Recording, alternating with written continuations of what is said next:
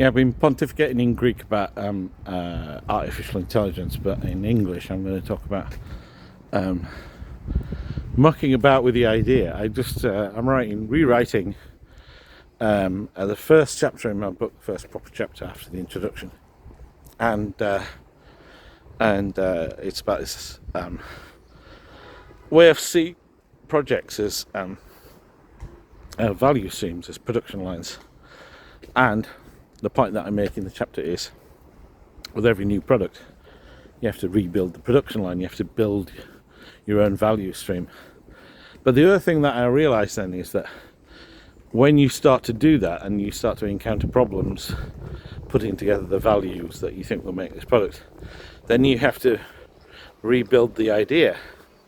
And that's when a lot of the fun and games and problems start, because the people who had the idea, you're not even sure whether those people are.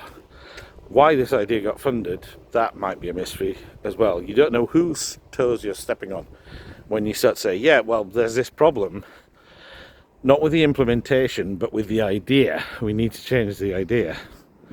And in every project that you do that in, there's going to be some pain. And so,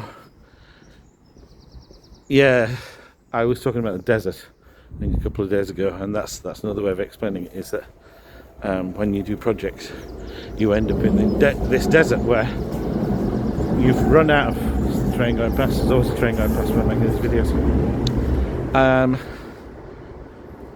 You end up in this desert where you've run out of enthusiasm and support from the people who initially had the idea, and you're not getting any enthusiasm and support from the people who might want the thing in the end.